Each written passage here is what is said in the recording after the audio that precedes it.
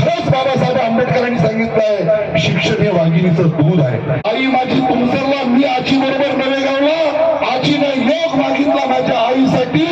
माझी आजी त्यांच्या निवासस्थानात मरण पावली आणि माझ्या आईला तिकडे दोन्ही डोळ्याला दिसायला लागले। बाई कशी असे ना, तिचं फाटकं लुगडं असेल, फाटकी साडी जरी असे ना, तिच्या डोक्यावर कुंकू असे किंवा तिचे केस बिखरले असे ना, परंतु एक दिवसासाठी जर आपली एखादी माय माऊली जर घराच्या बाहेर जर गेली ना, तर लोक नाही का तिच्यावरती लांछन लावतात। भगवान बाबा हनुमान जी को प्रणाम, महान त्यागी बाबा गुरुदेव जी को प्रणाम। परमात्मा एक। सेवक मंडळ वर्धमान नगर नागपूरच्या वतीनं बाबांच्या आदेशानुसार मानव धर्माचे संस्थापक महान त्यागी बाबा गुरुदेवजी यांच्या आदेशानुसार मौजा देऊळगाव या ठिकाणी आज भव्य दिव्य असा सेवक संमेलनाचं आयोजन या ठिकाणी करण्यात आलेलं आहे। सर्व उपस्थित सेवक सेविका व बालसेवक सर्वांना नमस्कार। बेटा नन्या म्हणे, अरे मला तहान लागली बेटा म्हणे, अरे एखाद्या विहिरीचं साधन पाय बेटा म्हणे, लागलं असं तहान लागली असेल मग म्हणे एखाद्या विहिरीचं साधन पाय बेटा म्हणे। आई मला पाळत जायची, रडत जायची, पाळत जायची, रडत जायची, परंतु विहिरीचं काही साधन मिळत नव्हतं। पाण्याची तहान लागली मग मला पाणी हवं, मला तहान लागली, अरे मला तहान लागली रे, मला पाणी पाहिजे बेटा, अरे माझ्या पोरीला तरी लागली असेल, मला लहान दिया बेटा पाण्याची काहीतरी साधन सामुग्री पाहिजे। परंतु परमेश्वरानं आम्हाला दिवाळीपर्यंत वीर नाही लागू दिली, नाही मिळाली आम्हाला वीर। आम्हाला तलाव आला, दिवाळीला तलाव आलं आणि त्या तलावाच्या किनाऱ्यावरती मी बसलोय, परंतु परमेश्वराच्या मुखात, माझ्या मुखातून सुद्धा भगवंतानं हे तलाव आहे किनारीवर हे सुद्धा नाही सांगितलं, नाही सांगितलं। तिथून सायंकाळ होऊ लागली आणि सायंकाळ होत असताना आईने अजून तेच घेतलं, तेच चालू केलं आईनं, बेटा नन्या, अरे म्हणे मला पाणी पाहिजे बेटा, मला तहान लागली मा, अरे मला पाण्याची आवश्यकता आहे मा, माझ्या पोरीला तहान लागले असं बहीण पण खूप रडायची। परंतु परमेश्वरानं आम्हाला नाही मिळवू दिलं, नाही मिळवू दिलं, विलस नाही मिळाली। आम्ही परसवाड्यापर्यंत पोहोचलो। जेव्हा आम्ही परसवाड्याला जेव्हा पोहोचलो तेव्हा आम्हाला ती विहीर मिळाली आणि ती विहीर मिळाली निवड फक्त गावामध्ये मिळाली की त्या गावातल्या बाया संपूर्ण तिथं पाणी भरत होत्या। पाणी भरत असताना आम्हाला आईला असं काही करायचं नाही मिळालं आणि त्या माध्यमातून आम्ही तिथं 2 दिवस राहिलं। आज हा अनुभव व्यक्त करत असताना गणेशजी शेंडे सांगतात की निवासस्थान आमचं होतं जोगी साहेब, त्यांनी आम्हाला एक गाईचं कोटं होतं, त्या गाईच्या कोट्यामध्ये आम्ही 2 दिवस राहिलो, कांद्याची चोपीचे लवट दिले, आम्ही तिथं 2 दिवस काढलं। वडिलांना माहित पडलं, आम्हाला घरी नेलं आणि घरी नेल्याच्या नंतर बाई कशी असे ना, तिचं फाटकं लुगडं असेल, फाटकी साडी जरी असे ना, तिच्या डोक्यावर कुंकू असे किंवा तिचे केस बिखरले असे ना, परंतु एक दिवसासाठी जर आपली एखादी माय माऊली जर घराच्या बाहेर जर गेली ना, तर लोक नाही का तिच्यावरती लांछन लावतात, वाटेल त्या प्रकारचं बोललं जातं। अगदी त्याचप्रमाणे आई आली आणि शेजार बाजारच्या बाया ज्या ज्याप्रमाणे बोलायच्या त्या वाईट भाषेचा वापर करू लागल्या।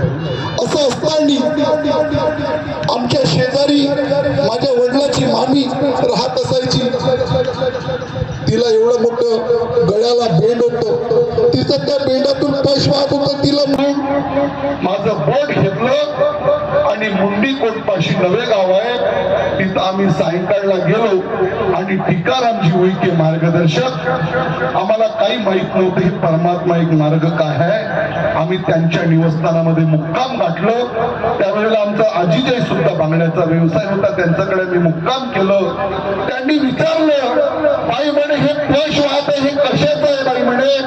भाऊ म्हणे माहित नाही म्हणे, 5-6 ते भाऊ होते, रेल्वेचे कर्मचारी होते। त्यांनी बाई म्हणे उद्याला आपण खंबाट्याच्या हॉस्पिटलला जाऊ बाई म्हणे। दुसऱ्याच दिवशी मार्गदर्शकांनी आपल्या भावाला माझ्या आजी बरोबर पाठवलं, हॉस्पिटलमध्ये ट्रीटमेंट केलं आणि माहित पडलं की गळ्याला कॅन्सर आहे। कॅन्सर असं माहित पडता बरोबर त्यांनी घरी आणलं, 5-7 भाऊ सर्व सोबत बसले, त्यांच्या पत्न्या धर्मपत्न्या बसल्या आणि विचार केला आणि सांगितलं माझ्या आजीला बाई म्हणे हा मानव धर्म, या मानव धर्मामध्ये बाई म्हणे मोठे मोठे दुःख दूर होतात. बाई म्हणे हा काही दुःख खूप मोठा नाही. बाई म्हणे या मार्गामध्ये मोठे मोठे दुःख दूर होतात. बाई म्हणे आमच्याच निवासस्थानामध्ये कापूर घे बाई म्हणे, आमच्याच निवासस्थानातली अगरबत्ती घे बाई म्हणे, हे लाव म्हणे आणि सांग म्हणे माझ्या भगवंताला हे दुःख दूर ठेवल्याशिवाय राहणार नाही बाई म्हणे. आजीनं तेच केलं आणि आजीनं काय केलं, आजीनं विचार केलं की मी स्वतःसाठी जर या मार्गात जर योग मागितला तर मी तरी दुरुस्त होईल, पण ह्या मुलाची आई आंधळी आहे, या मुलांचं जीवन काय होईल, माझं जीवन तर कमकुवत आहे, कमी दिवस आहे मला उरायचंय, मात्र या मुलांचं भवितव्य, या मुलाची आई जिवंत राहिली पाहिजे, दोन्ही डोळ्यांना दिसलं पाहिजे असं निर्धार विचार केलं आणि योग आपल्या स्वतःसाठी न मागता आईनं योग मागितलं माझ्या आईसाठी. 14 किलोमीटर अंतर हा नवेगाव ते तुमसरवर आहे. आई माझी तुमसरला, मी आजी बरोबर नवेगावला. आजीनं योग मागितला माझ्या आईसाठी. माझी आजी त्यांच्या निवासस्थानात मरण पावली आणि माझ्या आईला तिकडे दोन्ही डोळ्याला दिसायला लागला. कसा आपला मार्ग आहे, कसा आपला मार्ग आहे, काय दिलं आम्ही, काय म्हणतो घगरा सुद्धा नव्हतं पाण्याचं. अरे आम्ही दारिद्र्य रेषेखाली जगत होतो. आदरणीय आमच्या समाजाचे आमचे रिश्तेदार देशमुख साहेब आहेत, इतकी घाण अवस्था आमच्या निवासस्थानात होती. काय दिलं आम्ही, घगरं नव्हतं आमच्या इथं, काहीच नसताना सुद्धा आम्ही काय देऊ शकत होतो बाबाला. तरी पण निवळ बाबाच्या एका शब्दावर आज एवढे मोठे दुःख दूर झाले. आणि आज माझ्याच दुःखासारखे तुम्ही सर्व पीडित लोक आहात. मग आज आम्ही कसे वागावं या मानव धर्मात राहून हे प्रत्येकाने जनतेने विचार करायला पाहिजे की मी या मार्गात असताना मी कसं वागलं पाहिजे, माझ्या या मानव धर्मात राहत असताना मी कसं वागलं पाहिजे, मी एकामेकाबरोबर कायचा तिरस्कार करावा. आज आम्ही तिरस्कार करतोय मार्गदर्शक एकामेकाचा. नहीं वो तुमसरे साहब ने बनाया उसका तिरस्कार, वो मदनकर साहब ने बनाया उसका तिरस्कार. अरे कशाला तिरस्कार करता रे.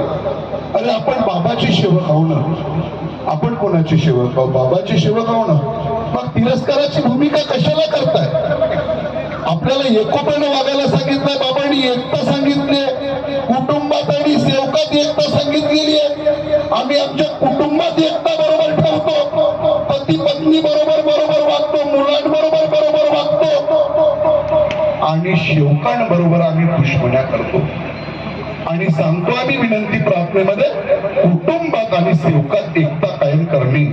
मग हे कोणती कुटुंबात तुम्ही ठेवून पहा बरं. माझ्या वहिनीला 6 महिने आपल्या सासूर माहेरी ठेवून पहा, माझ्या काकूला ठेवून पहा. जसे तुम्ही सेवकामध्ये विभिन्नता करता अगदी तशाच प्रकारे हे करून पहा, म्हणजे तुम्हाला कळेल की आपण कोणत्या दिशेने जाऊन राहिलो. आणि म्हणून मला म्हणायचंय सत्य मर्यादा प्रेमाचं आचरणत राहा, जीवन चांगलं सुखमय करा, एकोप्याने राहा, एकतेने राहा, कुणाशीही वाद घालू नका. तो तुमचं साहेबाचा आहे म्हणून किंवा चौधरी साहेबाचा आहे म्हणून असं तो त्याचा आणि याचा असल्या काही भावना ठेवू नका. असल्या भावना ठेवणारे कधीही या मानव धर्मात टिकत नसतात, हेही लक्षात घ्या. नाही टिकू शकत. सर्व आम्ही एकच बाबाचे सेवक आहोत, एकामेकाला जागवण्याचे सर्वजण कार्य करा. तुम्हाला मी 5 मिनिटं घेतो अध्यक्ष महोदय, 5 मिनिटं सांगतोय तुम्हाला मी.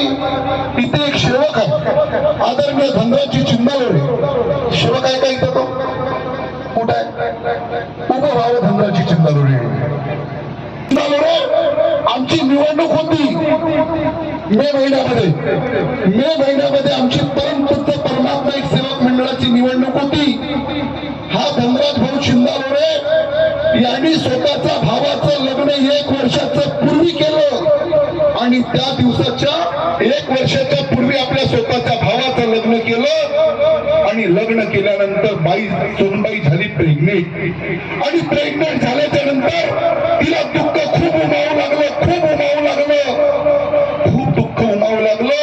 भाऊनं ट्रीटमेंट केलं सुनबाईचं आणि ट्रीटमेंट केल्याच्या नंतर रिपोर्ट आली HIV आहे आणि ब्लड कॅन्सर आहे. सेवक साक्षीदार इथं उपस्थित आहे, ज्यांच्या निवासस्थानातला अनुभव तो सेवक इथं उपस्थित आहे. धनराज भाऊ माझ्या निवासस्थानात खूप जोरात रडत आला, माझ्या ताट्यात खूप रडू लागला आणि म्हणाला मी पण एक कोणत्याही पदावर नसताना एक सेवक होतो, परंतु मी दुःख खूप झुंजलाय म्हणून तो माझ्याकडे आला की भाऊ म्हणून काहीतरी मला मार्ग रस्ता मिळेल, अशा परतून तो माझ्याकडे आला, खूप रडू लागला आणि रडता रडता म्हणाला, धनराज भाऊ, जोगी भाऊ म्हणे, बाबांनी मला सर्वच काही दिलं म्हणे, अरे जे नाही पाहिजे होतं ते दिलं म्हणे, ट्रॅक्टर दिले, ट्रक दिला, का नाही दिला बाबांना म्हणे, परंतु एका साईडला बाबांना मला दुःख सुद्धा दिलं म्हणे. मी म्हटलं काय झालं धनराज भाऊ? म्हणे आताच 1 वर्ष झालं म्हणे भावाचं लग्न केलं, सुनबाईला म्हणे HIV आणि ब्लड कॅन्सर आहे जोगी भाऊ म्हणे, का करावं काही सांगता येत नाही म्हणे. अरे म्हटलं सरपे डॉक्टर साहेब तू त्यांच्याकडे पोहोच आणि त्यांच्याकडे पोहोचून तू म्हणलं इलाज कर, आणि ते करण्यासाठी 1 पाऊल पुढे माझ्या घरून बाहेर काढला, एकच पाऊल त्यानं पुढे काढला. भगवंतानं किती परमेश्वराचे गुण कावं करत नाही, भगवंतानं माझ्या मुखातून शब्द काढलं, धनराज इकडे. मी म्हटलं बोला भाऊ म्हणते बोला. धनराज म्हणलं अरे म्हणलं निवडणुकीचा बिगुल फुकत आहे म्हटलं उद्यापासून माडगीमध्ये म्हणलं राऊत गुरुजी सोनकुसरे काकाजी येत आहेत म्हटलं, अरे तू पण उद्या ये म्हणलं आणि राऊत गुरुजी किंवा सोनकुसरे काकाजीकडे आपल्या घरचं सर्व दुःख सांगून दे म्हणलं. यानं तेच केलं. ते सुनबाई काही येऊ शकत नव्हती कारण तिला दुःख खूप होतं. हा आपल्या पत्नीला घेऊन माडगीला आला त्या मीटिंग मध्ये आणि यानं सांगितलं आपल्या घरचं सर्व दुःख. राऊत गुरुजीनं 25-30 मिनिटं सर्व याच्या कुटुंबाचं दुःख ऐकलं आणि राऊत गुरुजीने विचारलं याला तुमच्या निवासस्थानात सदस्य किती आहे? यांनी सांगितलं आम्ही लोक 5-2 मुलं असे 7 लोकांचा कुटुंब आहे.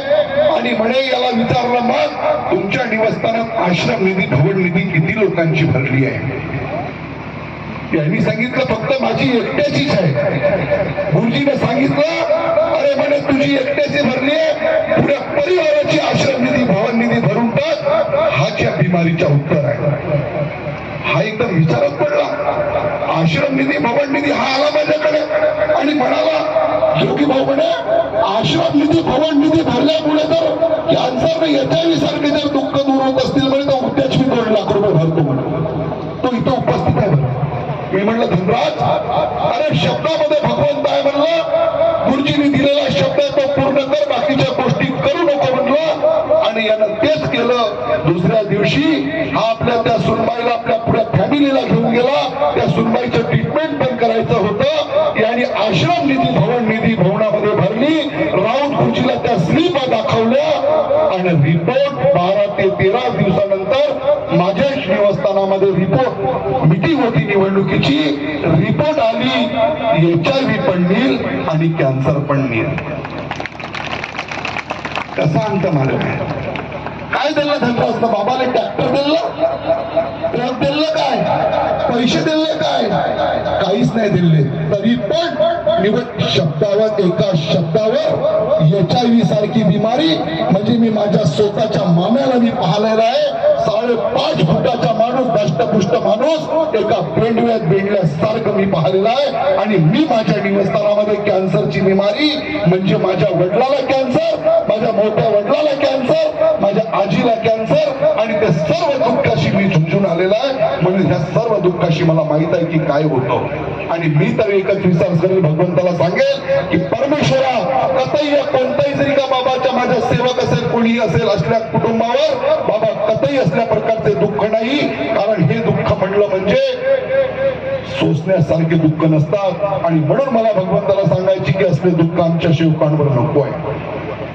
अशी आपल्याला आवर्जून विनंती सर्वांना करतोय की आपण चर्चा बैठक जी घेत असाल, रात्रीला जी घेताय आपण चर्चा बैठक 7 ला जर तुम्ही चालू जर करत असाल 1.5 ते 2 तासाची चर्चा बैठक ठेवा. काही आम्हाला माहित पडतं काही एरियामध्ये अध्यक्ष महोदय माहित पडतं आम्हाला की 3-3, 11-11 वाजे 10:30 वाजेपर्यंत चर्चा बैठक चालवलं जातं.